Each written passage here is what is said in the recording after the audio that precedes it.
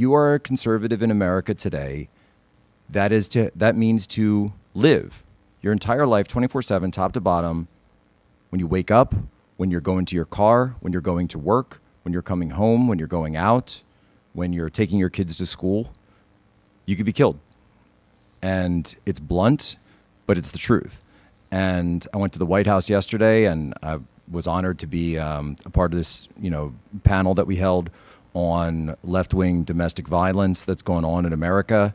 And I said the exact same thing, and even said to the president that, Mr. President, the next person who could be assassinated could be sitting at this table right now, and probably is.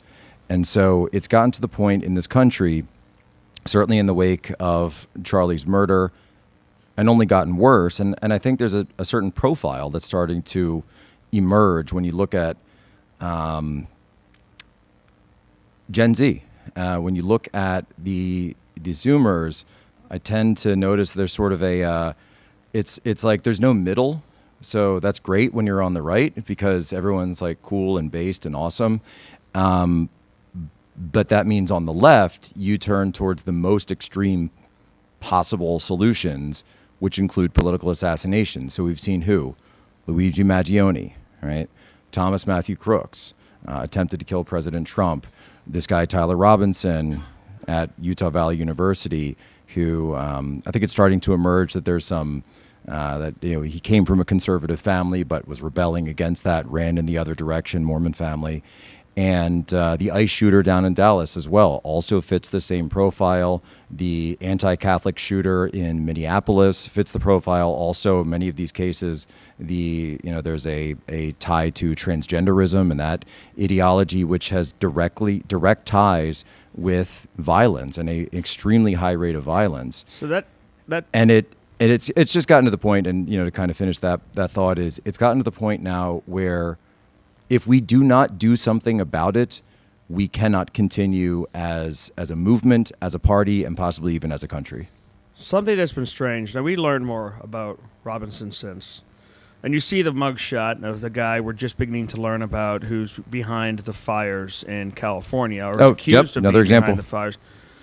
And something that strikes me as a new thing, and something you talked about at the White House yesterday, when all the doctors and nurses and lawyers and other people who were publicly celebrating the death of a young man who left behind 2 children and a wife, is the rise of the normal-looking psychopath, the normal-looking radical, the normal-looking revolutionary leftist.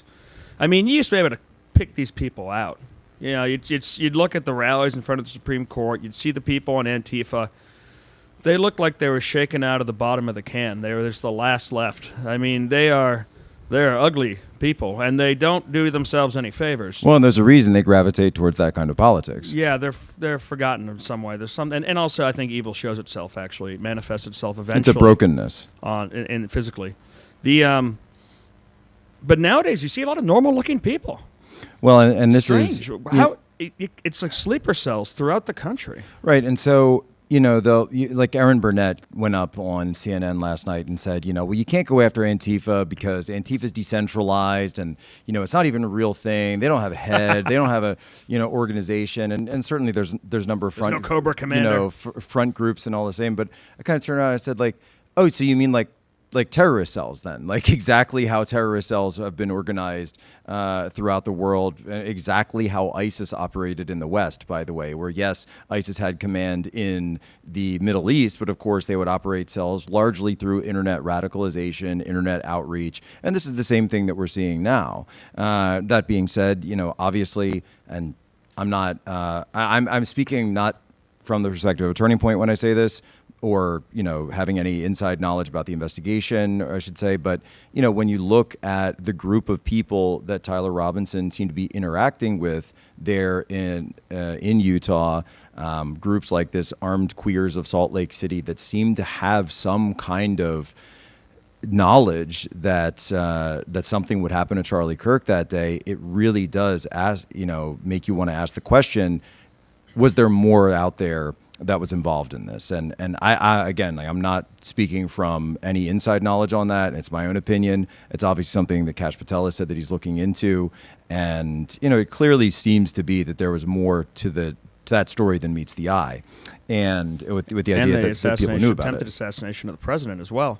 Well, certainly. They just say the world will never know. Certainly, and the idea that all of this happened by it's a lone wolf and it's just one guy and it's case closed, and I don't buy that, and I haven't met people who buy that. People really tend to think, and that's just not how these operate. So you take it back to where they'll claim that left-wing violence doesn't exist, or they'll turn around and say, oh well, it's you have to put it in context, and they just shove junk studies in front of you to say that studies where I've seen that where they classify radical Islamic terrorism as right-wing, because they'll claim that's authoritarian, and so therefore that's on the right, and they'll use that. Yeah, go look at some of these studies that like Reuters and The Economist and others will post, and you'll see, well, wait a minute, this is clearly not right-wing violence. This is radical Islamic terrorism, and I would say that's obviously different from left-wing violence as well. It is its own specific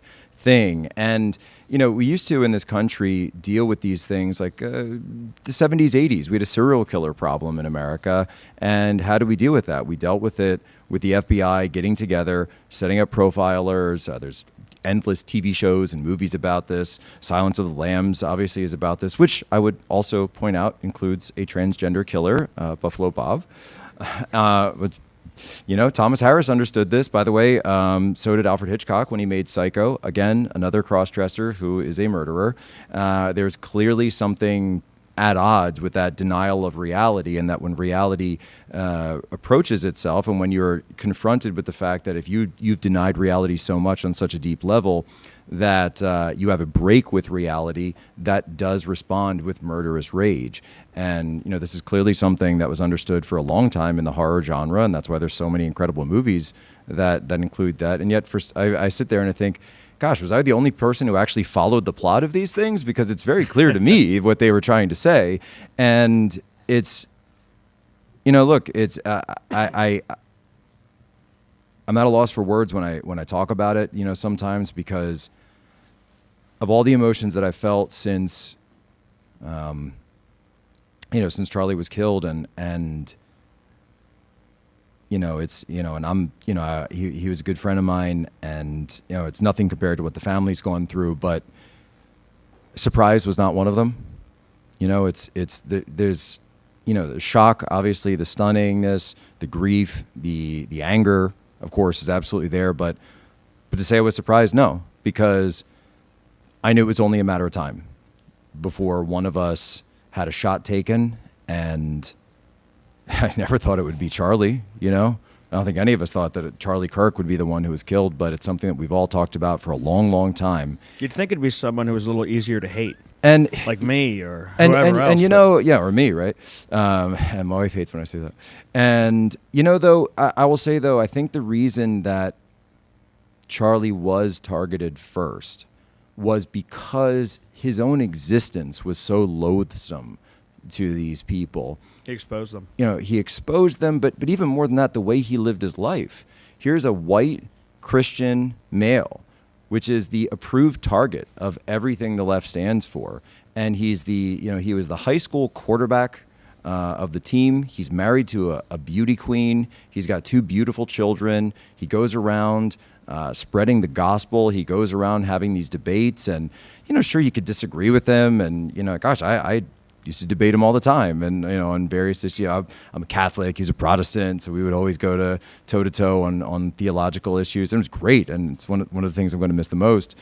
But he did it the right way. He never did it with a fist in anger, and I think that his success and the fact that he was so successful, not only in front of the camera, but also behind the scenes. And I'm sure there's many people in this room who know, and maybe many others who don't, the role that Charlie played in the transition process, which of course the administration's talked about publicly, the role that so many staff, if you go look at the admin right now, you will see I would be surprised to find a staffer that doesn't have some tie to TPUSA, or at least having attended one of the events, on their resume. And that's the legacy of Charlie Kirk. So many people in so many key positions, not to mention, by the way, his advocacy for J.D. Vance to become the vice president. Yes, ladies and gentlemen, sometimes you can actually just choose the best person for the job. I was shocked and so happy. You know,